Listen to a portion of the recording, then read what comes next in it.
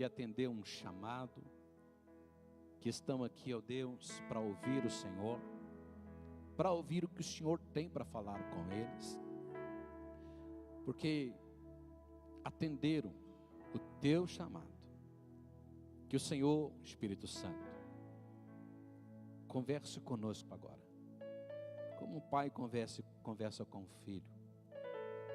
E Senhor amado, derrama aqui da tua graça, derrama aqui do teu poder, derrama aqui, Senhor, do teu infinito amor, derrama sobre nós o teu querer, a tua vontade, em nome de Jesus, amém e amém.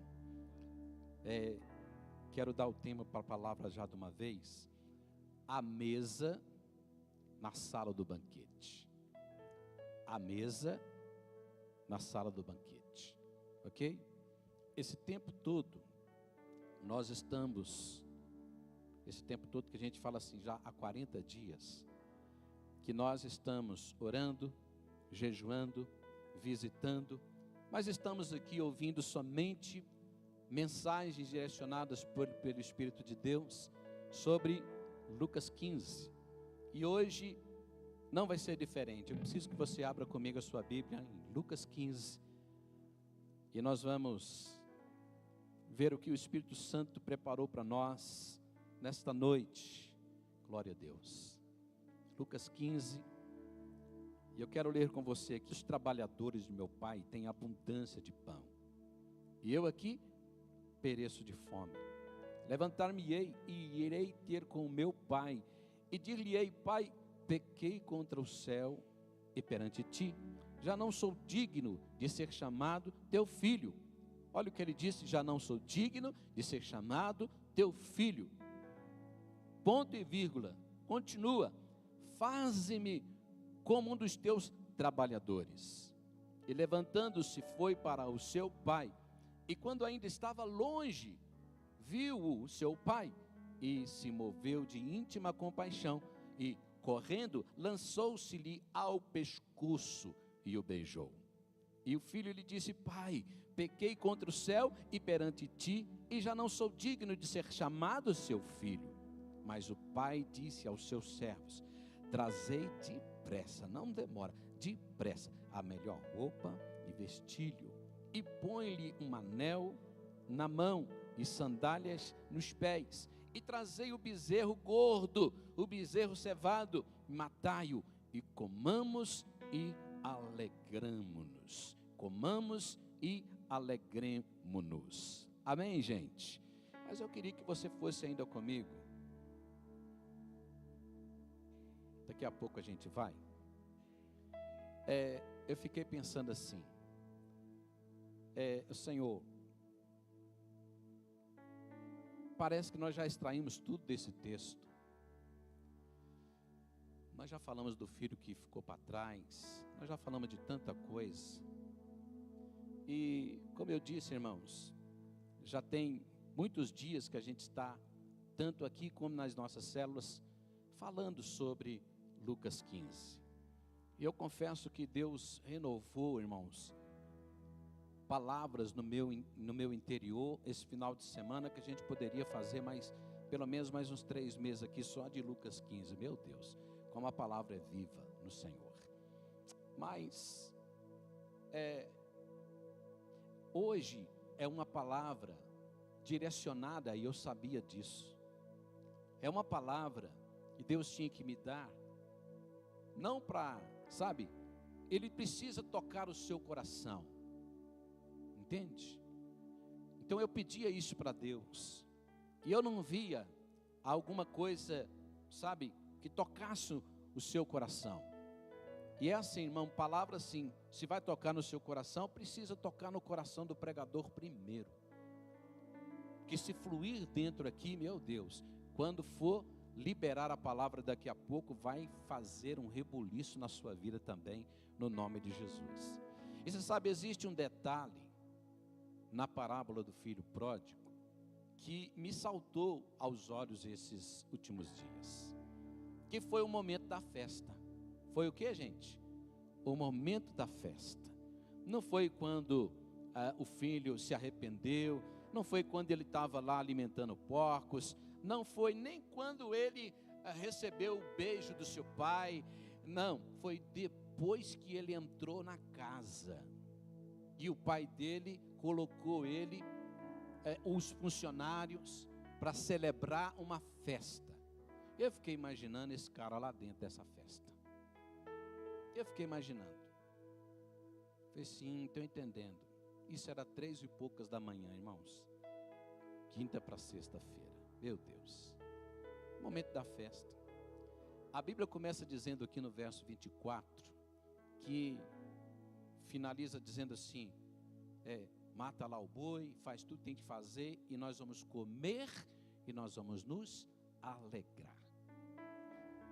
É possível imaginar que, sabe, apesar daquela alegria do reencontro, o filho pródigo, ele tenha sentido assim um profundo desconforto. Eu penso nisso. Um profundo desconforto ao entrar na casa do pai. Além dele ter se reencontrado, recebido abraço, o pai beijado, colocado roupa nova, anel no dedo, sandália, matado o bezerro, e agora ele está ali, alegre, mas assim, sentindo um desconforto muito grande, por estar ali naquela casa, na casa do pai, sabe? Depois da consciência dele, está ali acusando ele, condenando ele, depois dele ter, sabe, gastado toda a sua herança, e retornar naquela condição. A condição que ele esperava era de ser tratado como um empregado do pai. Isso é que estava na mente dele. Aí, ao invés disso, ele é recebido com toda a honraria, com uma grande festa. Meu Deus do céu. Você está comigo, irmão? Então, uma vergonha por seu passado, né, pode ter tornado aquele momento ali mais intenso ainda, porque o amor e o perdão do pai deixam claro a distância entre os seus erros e a graça que ele está recebendo ali agora. Muito distante uma coisa da outra. Sabe, esse é o contraste que nos mostra como, irmão, a misericórdia pode constranger um coração, irmão. A misericórdia de Deus. E não para condenação. Nos constrange, amor, para nos restaurar. Restaurar o quê? A nossa dignidade. A dignidade de um coração que se arrependeu. De um coração que está ali, sabe, contrito. Sabe, existem pessoas que se autocondenam a olhar para as suas marcas, os seus erros, a sua própria história, se autocondenam, porque eles acreditam em sua mente que o passado é que define quem ele é. É o passado dele que define quem ele é, sabe? Mas a verdade da palavra não é essa. A verdade da palavra é que Deus não vê apenas a pessoa ou onde a pessoa está ou ela esteve, e nem o que ela fez e nem o que ela faz. A verdade da palavra, irmãos, é que Deus vê quem essa pessoa pode se tornar quando ela é alcançada pelo amor do nosso Deus. Aleluia! E é isso que eu quero mostrar para você nesta noite. É exatamente isso que eu quero trabalhar conosco nesta noite. Amém, gente? E existe um texto na palavra de Deus. Daqui a pouco eu volto aqui em Lucas 15, tá bom? Mas existe uma palavra, um texto na palavra de Deus, na Bíblia, que eu acho que é formidável, e eu acho que vai nos ajudar muito agora, esse texto. O livro de Cantares de Salomão, talvez você nunca tenha abrido esse livro. O livro de Cantares de Salomão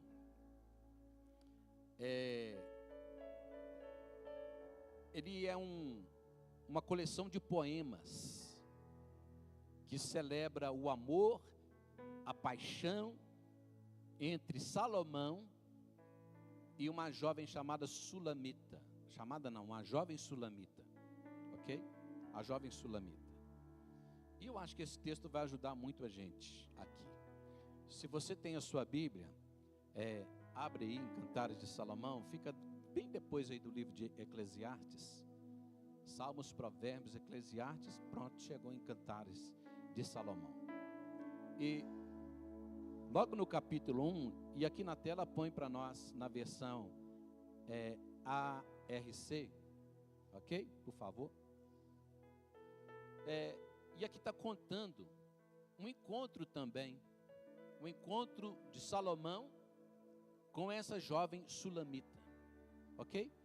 E aqui no verso 6 do capítulo 1, olha o que diz. Não olhe, eu quero que você leia comigo, que aí você participa comigo no 3, tá bom? Vamos lá, 3. Não tem que só que respeitar a vírgula, aí dá certinho, tá bom? No 3, tá? 3. Não.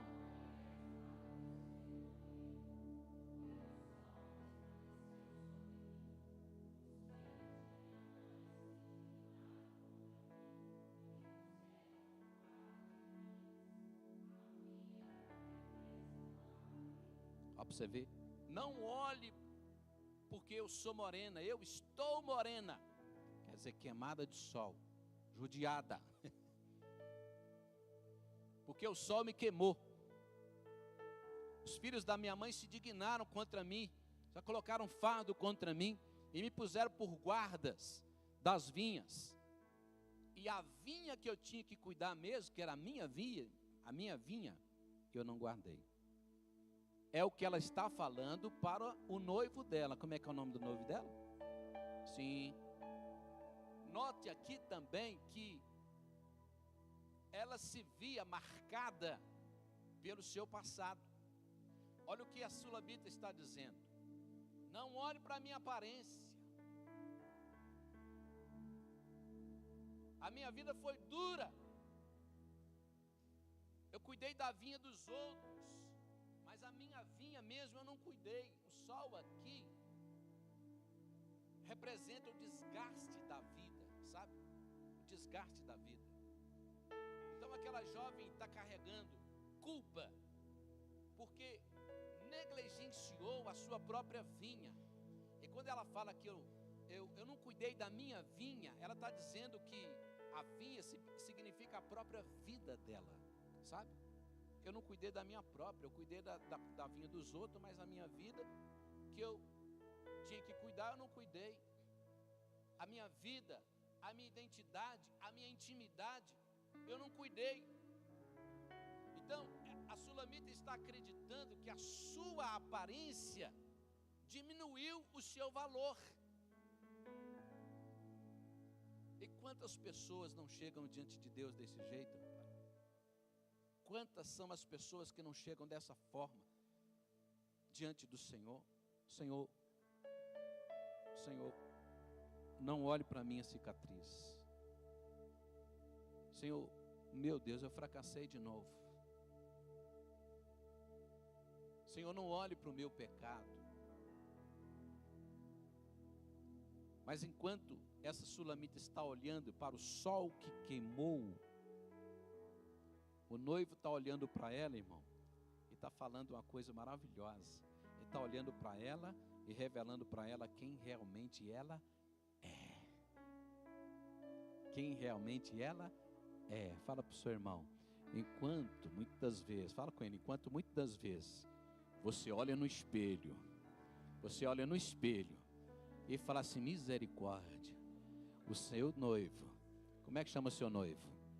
Jesus de Nazaré. O seu noivo, ele olha para você e vai falar para você quem realmente você é. Quem realmente você é. Não sei o que viu em mim, Oh, glória a Deus. para amar-me tanto assim. Quem se lembra dessa? Arruma uma pilha para mim, por favor.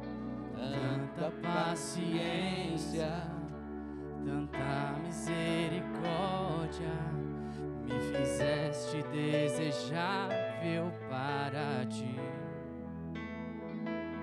Me escolheste antes que eu disseste sim. Tanta graça eu não pude resistir.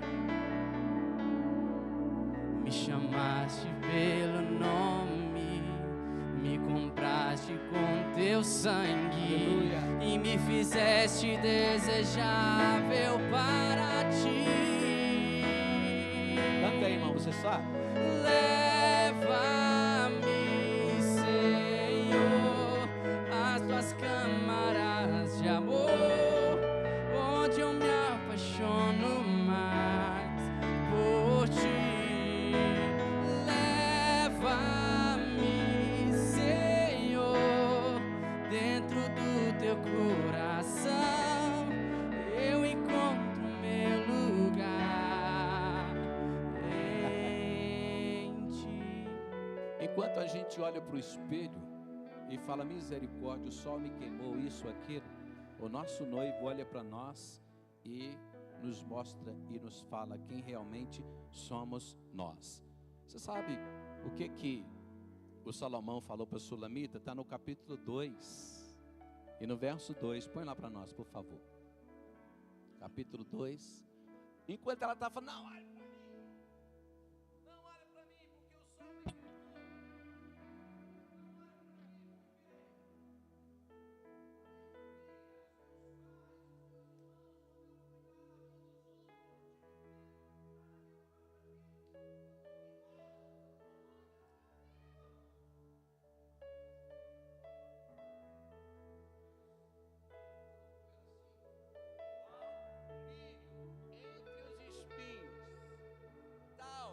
É a minha amiga entre as filhas.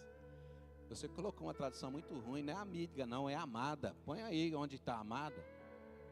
Qual é o lírio entre os espinhos? Tal é a minha amada entre todas as filhas, entre todas as donzelas. Olha o que o noivo está dizendo para ela. Não se veja desse jeito. Você é um lírio. Você não é o que você está pensando que você é. Você pode estar marcada pelas intempéries da vida, pelo sol escaldante, mas você continua sendo um lírio. Você continua sendo um lírio entre todas as donzelas. Então cutuca a pessoa que está do teu lado e fala assim: olha, você continua sendo um lírio para o teu noivo. Continua sendo um lírio, aleluia, glória a Deus. Observa o contraste aqui, gente. Enquanto ela está dizendo, estou queimada, ele está dizendo, você é um lírio. Enquanto ela se vê nos espelhos, ele está vendo a sua identidade. Você sabe, o ser humano tem muito problema de identidade. Ele se esquece. Ele se esquece muito fácil de quem ele é. Eu não sei qual que é o versículo que está escrito isso. Que alguém me lembrar aí, é assim, a Bíblia fala assim: para você reconhecer a sua identidade, você tem que olhar que a Bíblia é como um espelho. Quando você lê a palavra de Deus, ela é como um espelho para mostrar para você e para mim quem você é. Ó, e vai mostrando, nossa, eu sou amado do Senhor, meu Deus, Ele está comigo, 1000 cairão ao meu lado, 10 à minha direita e tal. E ele vai mostrando para mim, para você quem Ele é. Só que a gente vai e larga o espelho, não enxerga mais o espelho. E a Bíblia diz que quando a gente larga o espelho, não se vê mais no espelho, a gente se esquece de quem a gente é.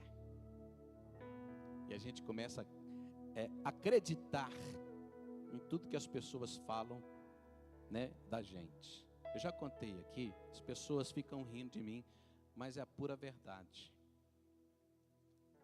É a pura verdade. Quer ver? Karen, fica de pé, Karen. Dá uma viradinha para lá. A Karen é uma moça bonita, não é, gente? Não, você vê. Não precisa esnobar, não. Pode sentar, tá bom. Vem não, hein? A Karen é uma moça bonita e ela sabe que ela é bonita. Ok? Só que ela esquece que ela é bonita. É assim que a Bíblia diz. Ela parou de olhar ali. Parou de se olhar no espelho. Aí, ela está passando na rua um dia. A Esther vai e fala assim: mas que menina feia. Aí a Karen dá aquela assustada assim: será que essa menina falando comigo? Mas, não, né? Lógico que não é comigo. Sou bonita, sou linda. E ela vai embora, tá certo? Mas chega um outro dia que está passando, entendeu? Aí uma outra moça fala assim: gente, eu já vi menina feia, mas essa aí. Aí a Karen olha assim e fala: gente, não tem ninguém aqui, essa menina está falando comigo. E aí sabe o que acontece? A Karen começa a colocar em dúvida: será que eu sou bonita ainda? Ou será que eu sou feia? Aí já criou uma interrogação dentro dela mesma. Aí, irmão, no outro dia, um dia qualquer, tá a Karen indo para o serviço, ou vindo para o ensaio da dança, alguma coisa, vai para a célula. Aí ela passa perto da menina, aí a menina falou: feia. Pronto, agora a Karen tem certeza que ela é feia. Ela é feia, gente, mas as pessoas fizeram acreditar que ela é feia. A Sulamita estava desse jeito. Não olhe para mim, olha para você ver como é que eu estou. E o que Salomão falou assim: você é um lírio entre os espinhos. Você é um lírio entre os espinhos. Então você está vendo os seus defeitos, mas Jesus está vendo a sua beleza. Interessante, irmãos, que o lírio é isso aí, ele cresce exatamente e justamente no meio dos espinhos. O lírio é assim, ele cresce no meio dos espinhos. Sabe, os espinhos, tudo na Bíblia tem representatividade. O espinho representa aqui dores, rejeição, pecados, sabe, perseguições, até mesmo ambientes hostis. Isso tudo significa espinhos, representam espinhos. Mesmo assim, o noivo está afirmando: você continua sendo um lírio. Você continua sendo um lírio. Olha para cá, olha para cá.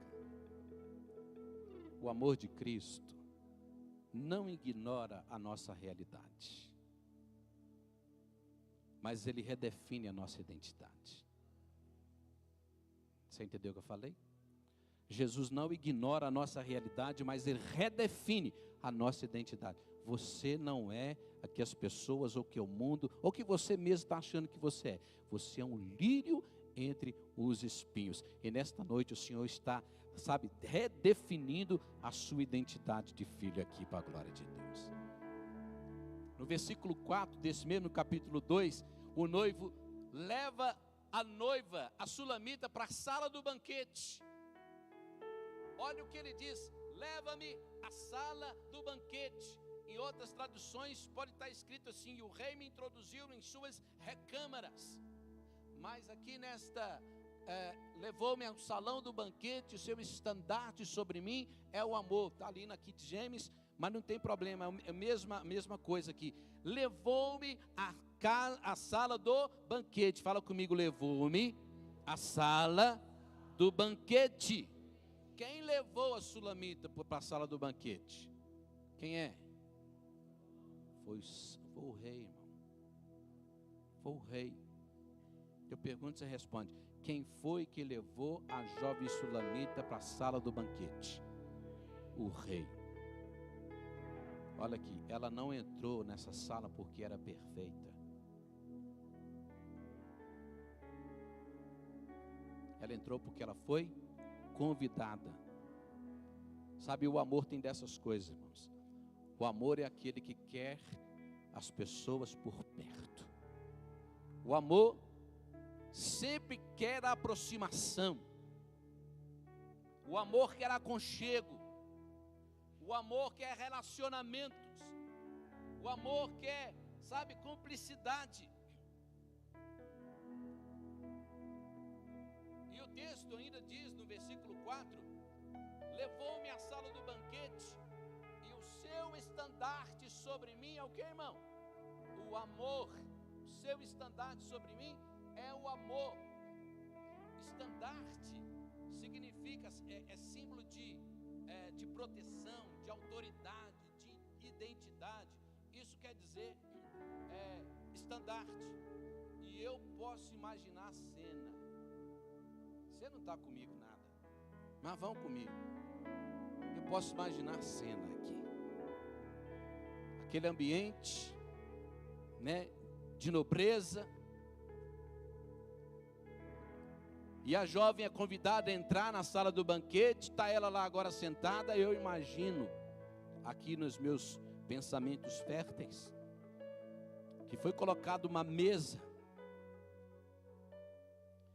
E aí colocaram uma mesa posta. E se pensa no banquete, irmão, pensa no banquete.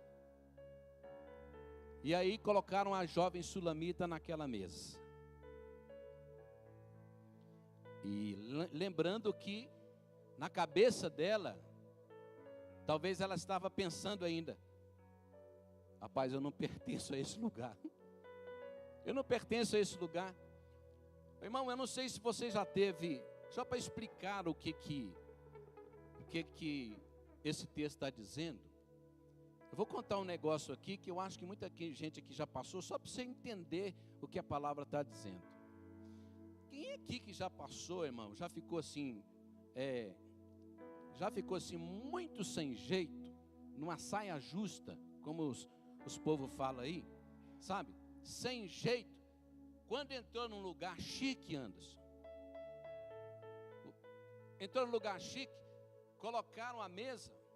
E quando você entra, coloca na mesa, você se senta na mesa, você não tinha reparado a mesa não, aí você vai reparar a mesa.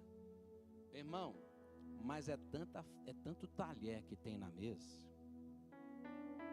que eles colocam perto do prato, é uma dúzia para o lado de cá, mais uma dúzia para o lado de cá, e faz assim, agora lascou. Quem é que já passou isso aqui? Só eu, gente? Só eu? Por que você já passa? Você não passar não, gente? Só eu que vou passar essa vergonha aqui? Eu duvido, irmão. Eu nunca sei se tem que começar de lá para cá ou se é daqui para lá. Porque tem negócio de entrada, negócio de meu Deus. Prato principal, depois tem sobremesa. A Raíssa sabe, é daqui para lá ou de lá para cá que pega? De dentro para fora, eu nunca sei. Quando eu já passei algumas vergonhas. Hoje eu não passo não, porque eu não vou lá.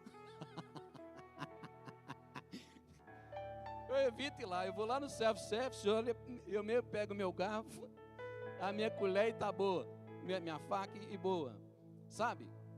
Mas imagina essa cena, é constrangedor demais, gente, você não saber, e o pior, irmãos, é as demais pessoas que já são, Robin, treinadas no negócio, todo mundo fica te olhando, você é novato, todo mundo fica te olhando. Imaginou, irmão, o que a sulamita está passando agora? Ela entrou na sala do banquete. E aí o Salomão falou assim: o meu estandarte sobre você será o amor. E ela está dizendo: eu não sei me comportar nesse lugar. Esse lugar aqui não é para mim. E quando Salomão percebe isso, Salomão aqui é o noivo, eu vou tratar ele como noivo agora, porque Salomão aqui é o noivo, está retratando Cristo Jesus, que é a questão de hoje, amém, irmão? Então, o noivo está olhando para a sulamita, e eu vou trocar o nome da sulamita também para noiva, porque é a questão aqui. O noivo está olhando para a noiva e ele sentiu, Anderson, que ela está desconcertada, que ela está sem graça, que ela está ali, sabe, deslocada naquele ambiente. Aí ele olha, e eu queria que tivesse até uma mesa aqui antes para nós fazer. Não, agora deixa. Você sabe o que acontece? A maioria, irmão, das pessoas, automaticamente, quando está numa situação desta, a primeira coisa, até instintivamente, a fazer é o quê? Abaixar a cabeça. Sim ou não? Abaixar a cabeça. Algumas pessoas aqui não sabem não, mas a gente tem um grupo Quem recebeu uma fitinha como essa aqui? Levante a fitinha assim, deixa eu ver. A fitinha, isso, ó, que benção. Muito bem. Eu vi, irmãos, algumas pessoas que na hora de tirar a foto assim para mostrar, até que mostraram, pastor Rian, mostraram a fitinha, mas abaixaram a cabeça assim. Eu falei assim, tá vendo? Igual a sulamita, igualzinha a sulamita. Mas o noivo falou o seguinte: quando ele percebeu que a noiva estava assim sem jeito, e que ela estava para baixar a cabeça, ele olhou, encarou nela, e falou assim com ela, olhando o olho dela. E ele não quis saber, irmão, se tinha outras pessoas olhando, bisorrando, alguma coisa. Ele não quis saber. Ô, Jane, ele olhou assim para ela e falou assim, ó, não abaixa a cabeça. Falou assim, não abaixa a tua cabeça. Olha para mim. Olha para mim. Olha para mim. Porque o meu amor vai sustentar você nesse lugar. Se eu tivesse aí, eu estava dando aplauso ao Senhor Jesus.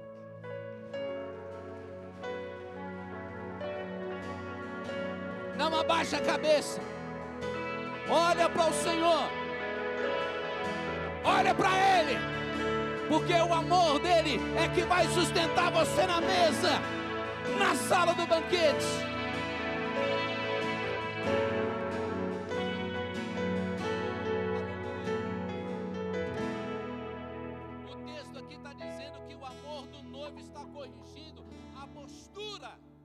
Jovem noiva. Você não foi criado, e nós não fomos criados para viver de cabeça baixa. Quando olhamos para nós mesmos, nós encontramos motivos para a vergonha. Mas a Bíblia diz que quando nós olhamos para Cristo, que é o autor e consumador da nossa fé, a gente encontra forças para permanecer firme e permanecer de pé. Sabe, irmãos, a nossa postura não é sustentada pelo nosso mérito, pela nossa força própria. Sabe, a nossa postura é sustentada por uma coisa que chama-se graça. Graça, graça. A minha e a sua postura nesta noite, a minha e a sua identidade nesta noite, está sendo restaurada pelo amor do noivo, Jesus Cristo, o Senhor. Vira para o irmão que está do teu lado e profetiza para ele. Me ajuda aí, irmão, me ajuda a pregar. Fala assim: nesta noite o Senhor está restaurando a sua intimidade, a sua identidade. Você está sendo nesta noite recolocado à mesa, e o amor de Deus vai sustentar você aqui. Olhe para Ele, olhe para o Senhor. Aleluia.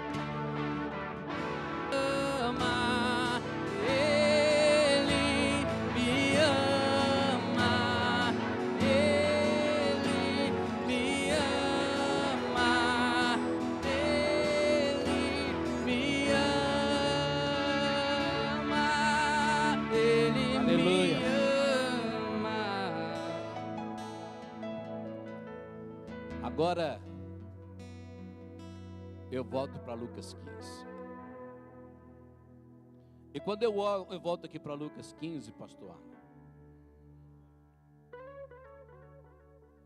eu encontro o filho pródigo com o mesmo pensamento que a jovem sulamita. Agora você vê. O mesmo pensamento. Lembra? Ela volta decidida a dizer assim, ele volta assim decidido a dizer: eu não sou digno de ser chamado de seu filho. Ele também chega olhando para a sua própria história. Mas você sabe, a Bíblia interrompe ele na sua tentativa de viver como empregado, pelo amor de Deus. Antes mesmo dele terminar a questão, antes mesmo dele terminar a sua confissão, o pai já brada e ele ordena: ô João Grilo, traz a melhor roupa, traz o anel, mata João Grilo, o boi gordo, e vamos fazer uma festa. João Grila por minha conta, viu, gente? Vamos fazer uma festa, porque esse meu filho estava morto e ele ressuscitou. Aleluia. Ele diz assim: comamos e nos alegramos. Ele diz o que, irmão? Comamos e nos alegramos. Comamos e nos alegramos. Olha o banquete aparecendo de novo aí. Olha a mesa e o banquete aparecendo de novo aí. Está comigo ainda? O filho estava querendo lugar entre os servos. O pai deu lugar para ele na mesa. A Sulamita está dizendo: eu estou queimada. E o noivo está dizendo: você é um lírio.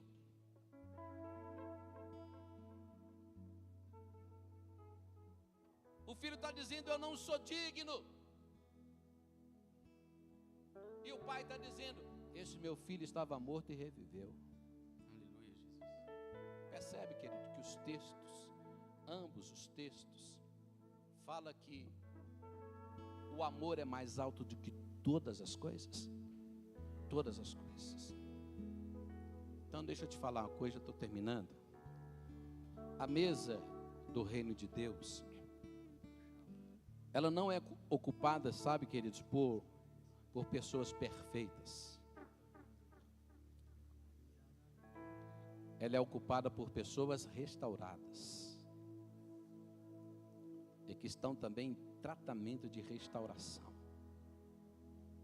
E eu quero te dizer que o noivo continua procurando lírios entre os espinhos. Também que o pai continua esperando filhos, olhando da porta, da janela, lá na estrada, para perceber se o filho está de volta ou não. Talvez aqui tenha alguém dizendo: não olhe para mim. E você chegou aqui dizendo: não olhe para mim. Mas Jesus, o noivo, o seu pai, ele está dizendo assim: olha você para mim. Porque o teu estandarte sobre mim é o amor. Eu vou sustentar você nessa mesa. Você pode carregar as marcas do sol. O sol pode ter deixado você, ou você pode ter deixado a sua vinha sem cuidados. Você pode ter desperdiçado parte da sua história. Mas eu quero te dizer, irmãos, quando o rei chama, meu Deus, ele não apenas perdoa, ele traz de volta a identidade. Ele muda a identidade. Aqui, levanta a sua cabeça, porque hoje o Senhor está conduzindo você à sala do banquete. Está comigo ainda?